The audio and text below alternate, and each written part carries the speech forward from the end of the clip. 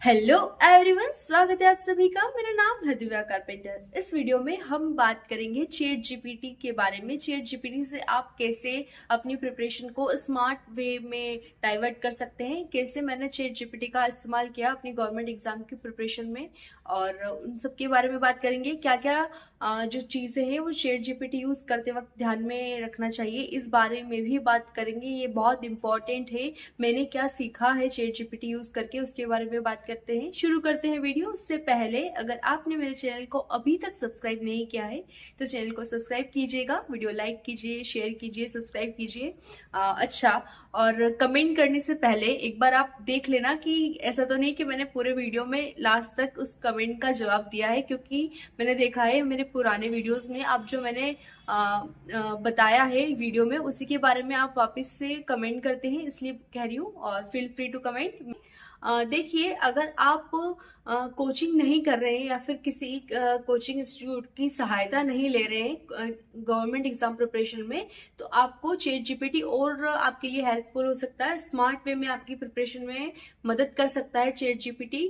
कैसे? देखिए, पहला जो उसका यूज है, जो मैंने स्पेशली बहुत ज्यादा यूज किया था चैट जीपीटी का, वो है कि मुझे पर्सनली ऐसा है कि मैं कॉन्सेप्ट समझ पाती हूँ, पर मैं जब याद करने की बारी आती है, जब उनको रटने की बारी आती है चीजों को, तो वो मैं नहीं कर पाती। मुझे कॉन्सेप्ट अच्छे से समझ में आते हैं, पर मेरे जो फैक्चुअल डेटा है वो मैं इतना अच्छे से प्रोसेस नहीं कर पाती। जो कुछ कुछ होते हैं ना, कि उन्होंने एक बार पढ़ा और उनको याद हो जाता है, वैसी वाली बात नहीं है। जैसे राष्ट्रपति के नाम हुए कि आजादी के बाद कितने राष्ट्रपति, उनके नाम सहित आपको लिखने हैं, ऑर्डर में लिखने हैं, ऑर्डर में याद रखने हैं। या फिर चीफ जस्टिस ऑफ इंडिया हुए कि जो सर्वोच्च न्यायालय के मुख्य न्यायाधीश हुए, उनके नाम लिस्ट की बात करें, या फिर उपराष्ट्रपति के नाम की बात करें, प्रधानमंत्री के नाम की बात करें, तो ये सारी चीजें जब हम याद करने बैठते, रटने बैठते हैं, मैं मेरा नहीं कह रही, बाकी जितने भी है, जो भी है, इसमें से 90% ऐसे हैं जिनको नहीं याद रहता। इतने नाम हम कैसे याद रखें? तो चैट जीपीटी इसमें ये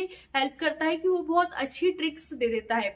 जैसे चैट जीपीटी या फिर परप्लेक्सिटी, मतलब मैं स्पेशली चैट जीपीटी की नहीं कह रही हूँ, कोई भी एआई टूल जिसपे आप सर्च कर सके। जैसे चैट जीपीटी और परप्लेक्सिटी दोनों अलग अलग रिजल्ट देते हैं, और कभी कभी दोनों पर सर्च कीजिए आप। कभी कभी कोई एक ज्यादा अच्छा दे देता है। ट्रिक्स की बात कर रही हूँ मैं, जैसे फंडामेंटल राइट्स याद नहीं हो रहे, 14, 15, 16, 17, 18 क्या है वो, तो वो आपको लिस्ट बनाने में मदद कर देगा। आपको ट्रिक्स स्टोरी फॉर्मेट में अगर याद करना है तो वो दे देगा, या फिर एक वन लाइन में, एक सेंटेंस में, एक वाक्य में अगर आपको ट्रिक चाहिए तो वो दे देगा।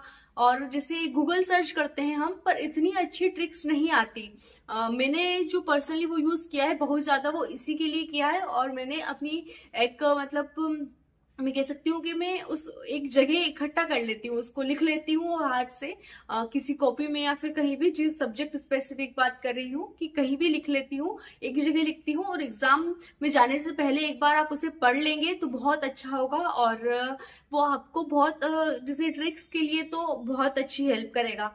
उसके बाद हम दूसरी बात करें कि जैसे आपको, अगर आपका सिलेबस में कोई टॉपिक है और आपको वो बुक्स में नहीं मिल रहा है, तो आप उसको सर्च कर सकते हैं चैट जीपीटी पे। जैसे आप एनसीईआरटी पढ़ रहे हैं, और एनसीईआरटी में ऐसा होता है कि आपको एक टॉपिक, जैसे हम प्राचीन भारत की बात करें, तो वो बहुत सारी जो हमारी क्लासेस है उसमें होता है। तो हम स्पेशली हम इंडस वैली यानी सिंधु सभ्यता की बात करें, तो वो हम चैट जीपीटी से पूछेंगे कि ये एनसीईआरटी में कहाँ कहाँ मेंशन है, कहाँ कहाँ इसकी बात करी हुई है, तो वो आपको चैप्टर सहित बता देगा कि इस क्लास की एनसीईआरटी में इस चैप्टर में ये बात कही गई है। तो वो हमें ऐसे नोट्स, जैसे एनसीईआरटी या फिर कोई भी बुक्स होती है, तो उनको सुलझाने में मदद कर देता है कि हमें बार बार उसका इंडेक्स देखने की जरूरत नहीं पड़ती कि ये इस बुक में ये टॉपिक दिया हुआ है, इस क्लास में ये टॉपिक दिया हुआ है। तो वो ये प्रॉब्लम हमारी सॉल्व कर देता है चैट जीपीटी। उसके बाद हम बात करें कि जैसे पीवाईक्यूज हम सॉल्व करते हैं, पुराने प्रश्न जो, उसका डिस्क्रिप्शन, जैसे प्रश्न हमने पूरा डाल दिया, उत्तर सही डालेंगे प्रश्न, उसके बाद उसका डिस्क्रिप्शन के इसको डिटेल में समझाइए, तो वो बहुत अच्छे से समझा देगा। मैं आपको उत्तर डालने का इसलिए कह रही हूँ, उत्तर सही डालने का इसलिए कह रही हूँ, क्योंकि चैट जीपीटी हमसे ही सीखता है। और मैंने चैट जीपीटी से पूछा तो उसने कहा कि मुझ पर रिलाई मत करो। मतलब ऐसा है कि अगर आप 4 ऑप्शन देंगे उसको तो आपको उसके उस पर डिपेंड मत रहिए कि आपको वो सही जवाब देगा, क्योंकि वो हमसे ही सीख रहा है और हर बार वो अलग अलग जवाब दे सकता है। और वो आपको इस चीज को ध्यान रखना है और आंसर आपको आंसर की में देखना है। उसके बाद चैट जीपीटी की सहायता लेनी है। ऐसा नहीं है कि हम क्वेश्चन डाल दिया और चैट जीपीटी को कहे कि इसका आप उत्तर बताइए, तो वो आपको कंफ्यूज कर देगा या फिर आपको गलत डायरेक्शन में ले जाएगा। तो आपको ऐसा नहीं करना है। उसके बाद जैसे इसीलिए यही बात मैं कह रही थी कि आपको कि चैट जीपीटी यूज करते वक्त ध्यान ये देना है, क्योंकि मैंने एक से 2-3 क्वेश्चन ऐसे सॉल्व कर लिए थे। उसके बाद मैंने डाउट किया कि यार इसका आंसर तो ये होना चाहिए। फिर मैंने गूगल किया और आंसर की मैं देखा तो उसका आंसर तो जो मैं सोच रही थी वही था। फिर चैट जीपीटी को मैंने कहा कि इसका आंसर तो ये है, तो चैट जीपीटी कहने लग गया कि yes this is the correct answer and sorry वगैरह। तो ये उसने तो आंसर 2 मिनट में चेंज कर दिया, पर वो तो मेरा नॉलेज, मेरा टाइम, एनर्जी वेस्ट हो जाती है। तो इस बात का आप चैट जीपीटी यूज करते वक्त अवश्य ध्यान दें। उसके बाद हम बात करें कि जैसे आपको पुराने प्रश्न खोजना है कि जैसे हम बात करें कि प्रियम्बल, जो संविधान की प्रियम्बल होती है, या फिर हम बात करें सुप्रीम कोर्ट की, सुप्रीम कोर्ट से रिलेटेड हमारी जो भी आपकी एग्जाम है, MP TET, C TET, UPSC, MPPSC, जो भी, उसमें आप ये डालिए कि इससे रिलेटेड, सुप्रीम कोर्ट से रिलेटेड इस एग्जाम में पुराने प्रश्न क्या पूछे गए हैं। अगर आपकी जो एग्जाम है उसके क्वेश्चन पेपर ऑनलाइन अवेलेबल है, पीडीएफ फॉर्म में ऑनलाइन अवेलेबल है, तो चैट जीपीटी उसमें से सर्च करके बता देता है कि ये पुराने प्रश्न पूछे गए हैं। जैसे जो बहुत सेंट्रल लेवल की एग्जाम होती है, जो फेमस एग्जाम्स होती है, उनमें वो आसानी से बता देता है।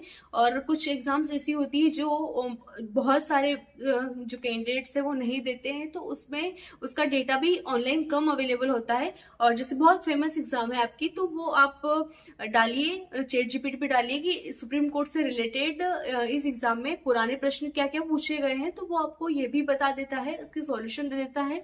पर जैसा मैंने कहा कि उसके सॉल्यूशन को आप ऐसे अपना आंसर की भी चेक करके ही फिर मानिए, और आंसर दे देंगे उसको कि ये आंसर है, तो उसके बाद वो आपको बहुत अच्छा सही डिस्क्रिप्शन दे देता है। और परप्लेक्सिटी भी अच्छा है। परप्लेक्सिटी भी कभी ऐसे, चैट जीपीटी और परप्लेक्सिटी दोनों अलग अलग है और आप एक टाइम पे दोनों को ही यूज कर सकते हैं। और जैसे हम उसमें जैसे चैट जीपीटी में तो हम इमेजेस अपलोड कर सकते हैं, फोटो अपलोड कर सकते हैं बिना किसी सब्सक्रिप्शन पे, पर परप्लेक्सिटी पर लेना होता है। तो उसकी बात हम नहीं कर रहे हैं, हम फ्री रिसोर्सेज की बात कर रहे हैं।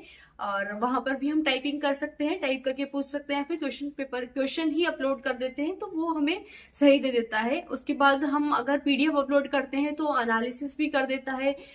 तो यही था आज का वीडियो, यही जानकारी मुझे आपको शेयर करनी थी आपके साथ। और आप मुझसे इंस्टाग्राम, टेलीग्राम पे भी जुड़ सकते हैं, उसकी लिंक डिस्क्रिप्शन में मैं मेंशन कर दूंगी। मिलते हैं अगले वीडियो में, तब तक के लिए बाय बाय।